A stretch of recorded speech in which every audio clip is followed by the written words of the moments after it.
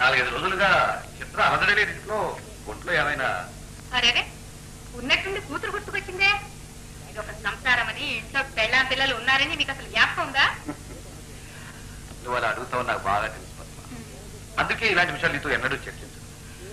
శేఖర్ ఇంటి నుంచి వెళ్ళి చాలా రోజులు ఎక్కడికి వెళ్ళాడు, ఏమయ్యాడు, ఎన్నడైనా అడిగాను. అదే నేను అడిగేది. కొడుకు విషయంలో లేని అద్ర కూతురు విషయంలో ఎందుకు వచ్చింది? పద్మ, శేఖర్ మగవాడు, తిరిగి వాడే ఇంటికి వస్తాడు. చిత్ర ఈడొచ్చిన ఆడుతున్నాడు.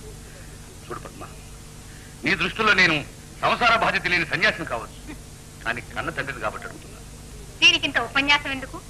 చిత్ర స్నేహితులతో పిక్నిక్ కొడైకెనాల్ వెళ్ళింది, సరేనా? కొడైకెనాల్ ఒంటరిగానా?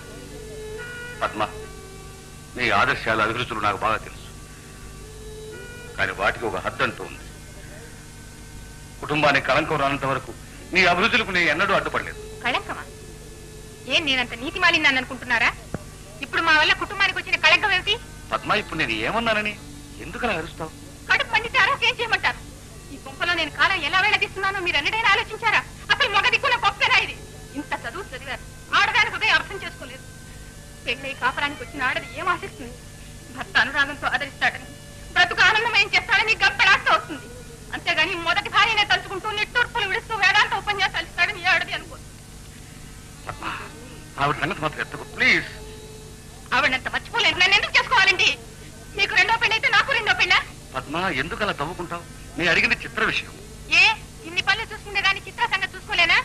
మీ ఆదర్శాలు పాటిస్తే దాన్ని కూడా శాంతలాగే వంటింట్లో బంధించి బానిసం చేయాలి. పద్మ, ఎప్పుడు పుస్తకాలు ముందేసుకొని కూర్చోవడం తప్పితే బయట సంఘంలో ఎన్నడైనా తిరిగారా?